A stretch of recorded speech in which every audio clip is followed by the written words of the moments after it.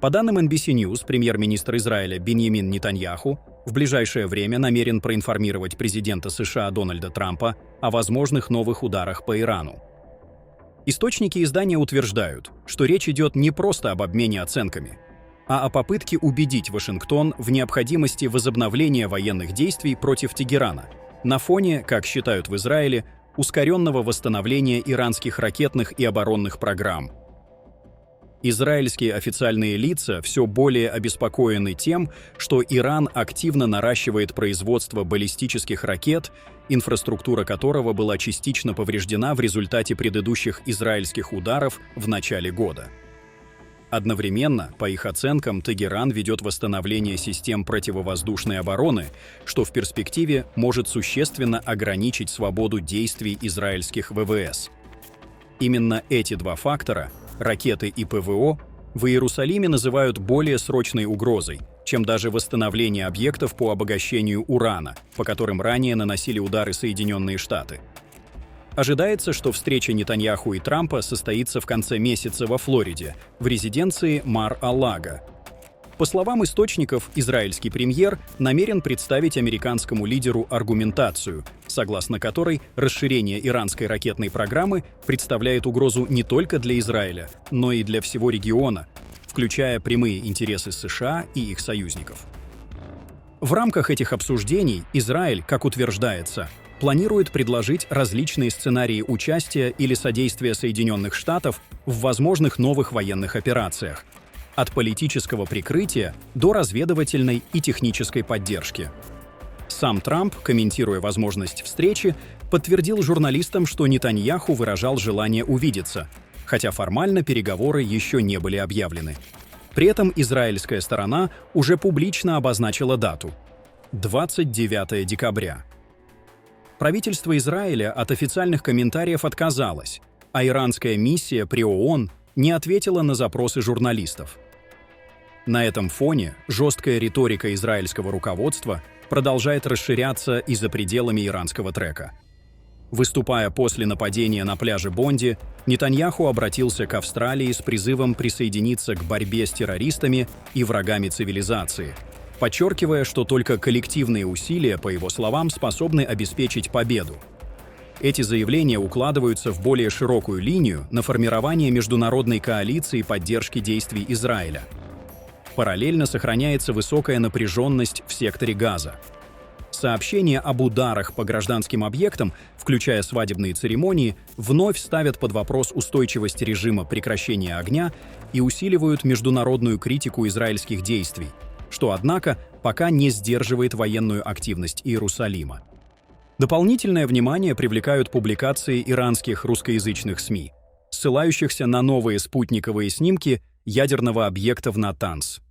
На изображениях, по их утверждению, заметно возобновление строительных и восстановительных работ, включая установку защитных панелей, предназначенных для противодействия атакам беспилотников. Эти данные используются в Израиле как еще один аргумент в пользу того, что Иран не отказался от развития чувствительных программ. Жесткую позицию подтверждают и заявления главы израильской разведки Моссад, который подчеркнул, что Тегеран, по его словам, не отказался от цели уничтожения Израиля и может попытаться вновь обмануть мир через возобновление переговоров по ядерной сделке. Он заявил, что Израиль совместно с США несет ответственность за то, чтобы иранский ядерный проект никогда не был реализован в военном формате. В израильских и иранских медиа также циркулируют заявления о том, что объект в Димоне рассматривается как потенциальная цель иранских ракет. Формулировки, которые еще больше усиливают атмосферу взаимного сдерживания и угроз. Израильская газета «Едиот Ахронот» при этом предупреждает: если Израиль не предпримет активных действий, производственные мощности Ирана по выпуску ракет могут в перспективе достигать 3000 единиц в месяц. Эксперты, близкие к вопросам региональной безопасности, утверждают, что главная стратегическая цель Израиля выходит далеко за рамки отдельных ударов и заключается в подрыве устойчивости действующей иранской власти. По их мнению, в ближайшее время регион может войти в фазу возобновления прямой конфронтации между Израилем и Ираном. На фоне этих угроз Тегеран, в свою очередь, демонстрирует устойчивость и долгосрочные планы развития. Иран объявил о завершении первого этапа масштабного проекта по переброске опресненной морской воды из Оманского залива в центральные регионы страны, включая Исфахан. Построен трубопровод протяженностью 800 километров, который уже обеспечивает водой крупные промышленные предприятия. Проект, рассчитанный до конца 2026 года, рассматривается иранскими властями как элемент стратегической экономической устойчивости и перераспределения промышленного потенциала в сторону южных побережий. Дополняет эту картину и подписание трехлетней дорожной карты сотрудничества между Ираном и Россией, которую иранская сторона называет началом нового этапа стратегического партнерства. Документ охватывает экономику, энергетику, транспорт и координацию на международных площадках, включая неприятие односторонних санкций и внешнего вмешательства в региональные процессы.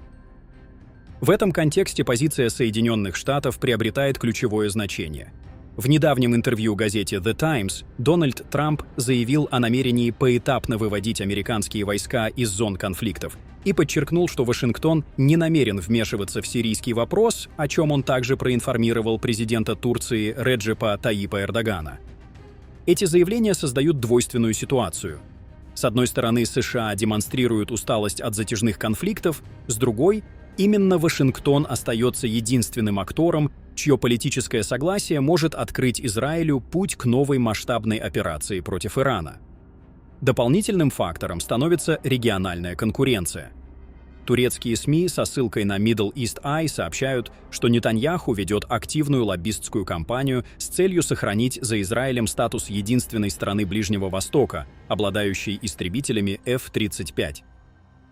Израильские военные эксперты также открыто выражают обеспокоенность ростом турецкого влияния в Сирии, Ливане и Газе, подчеркивая, что возможное присутствие турецких военных как членов НАТО может серьезно ограничить свободу действий израильской армии и создать риск прямых инцидентов.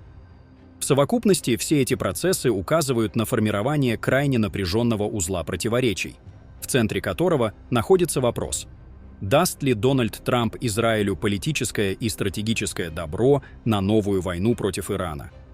Ответ на него способен определить не только ближайшее будущее ближневосточного региона, но и общий вектор безопасности на всем евразийском пространстве. Делитесь своим мнением в комментариях и подписывайтесь на Reg News. Здесь мы разбираем ключевые события мира и Ближнего Востока без шума и лишних эмоций.